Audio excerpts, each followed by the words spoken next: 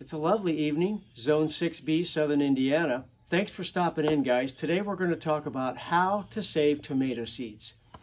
Very simple, really. Just learned this fermentation technique a couple years ago. I used to just cut them open, scoop them out, and put them on a paper towel.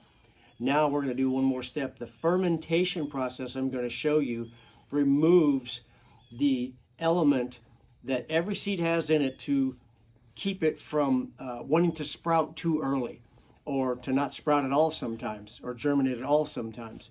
So this is going to remove that element by soaking it and fermenting it, and it's going to give you a greater percentage of germination next spring. So here it is, fall, starting our seed saving now. I've already saved several seeds. So today, I don't know if you can read that, we're going to do Jim's tomatoes. If you've watched my videos, Jim's is a very special tomato I got from a lady at work at Home Depot.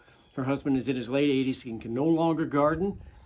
And I'm saving those seeds now from those precious seeds she gave me, and I'm going to show you how I did this. So take a knife, you cut into your tomato, and this is, you can eat this tomato too. I've got just aroma here to show you.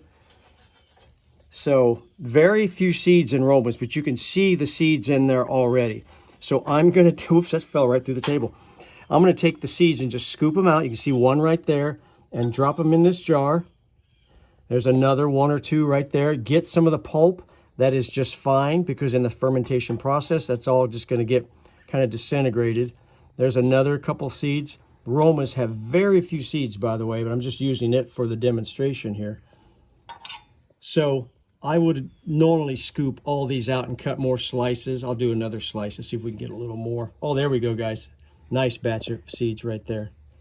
Oop, that slipped right in there. So you just scoop them out with your knife.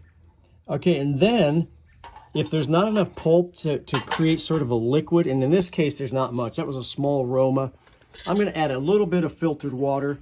In our case, I'm using well water. And I'm going to swish it around. Now, guys, there's just a weight that's involved. 2, 3, maybe 4 days tops. Let it sit in there. Come and swish it every day. You're going to start off with something like this, just clear water with those little globules of gel with encasing those seeds. And in 2 or 3 days, you're going to end up with this. Here's my Jim's tomatoes. Made this lovely kind of slime.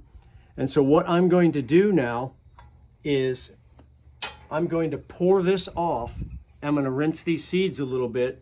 So here we go. I'm just going to use this container to pour off the excess water, kind of put my finger there. All right. And once I get most of that out, then I just take some water, either filtered water from another glass or whatever, and I swish it around one more time. By the way, your good seeds are going to sink to the bottom in this process. The floaters, get rid of them. They ain't good. All right. So we're going to do this again. You can see more of the red pulpy stuff going off. And we're saving the seeds. So a couple times with that, and you can see right now, I want to do it one more time. These are so precious, these Jim seeds, guys. I only got a couple good Jims this year. I don't know what happened with the plant, but I'm definitely going to grow this again next year. And I know it's just going to do better. But so I'm pouring it off one more time. See the seeds appearing more clearly each time. Now, at this stage, a little more water. Get a little screen like this. I'm using an ancient, I got this at a garage sale for like 7 cents or something. Swish this around one more time and pour it through there. And there you have the seeds.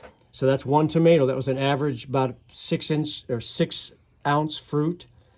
That pulp, that could just get smashed through. And out of that 6 ounce fruit, we got, it looks like 35 to 40 tomatoes. Isn't that great? So now I'm just going to plop it over here onto this paper towel I've already called Jim's.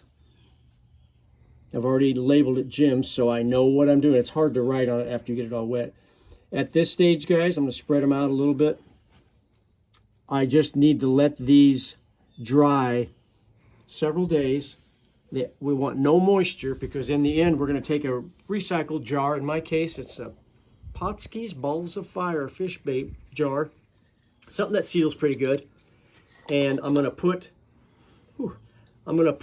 those seeds in here once they're completely dry. So there it is, guys, fermentation process. These seeds will be viable and good and perfect for next spring, early spring, when I put these in the ground actually in pots and I start them inside.